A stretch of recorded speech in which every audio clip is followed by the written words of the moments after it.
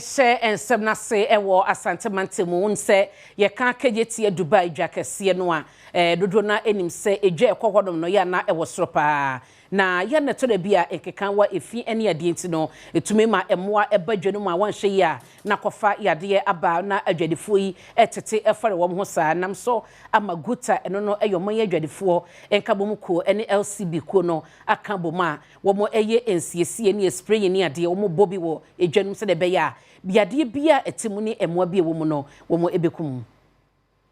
Ghana Union of Traders Association one LCB Worldwide Solution akabum akwa disinfection exercise ewo KGT Dubai market said ye beboa ama emwa one nam KGT Dubai market on eswate titiru enkura ene entefre said ye beyo manfo edidwa wo ho no enya yade biada enumu na Ashanti Regional Vice President Edima GUTA ku no na nanyame ene Adom Kasee ebo ho nkomo sei obi odidwa bia ye GUTA ni sa otontos otonya adoa wokra cars otonya repekura we GUTA ni enti Central Market no efere Dubai no omume enya ntiasese edwom ho no bibia ya na moa nkura ntefre ne sanoma no ha omo enti ama COVID time no ye beye fumigation wa ha ebi spray ha eyi enti adwom ho ne wusa ache ye be bia tenti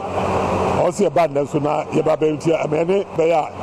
omo ho beti na ahunidie beba because say omo ani omo hu ni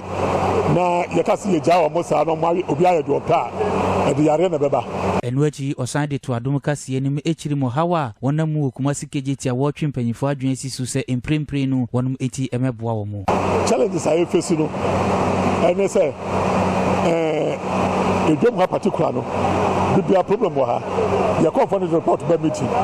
afa meter ho meter ene ebo na omode ska omoji wo no eso enti ene mayor ne regional minister kasa ama mo sun electricity for kasa na ya ka to mo say omomodian say omenya separate meters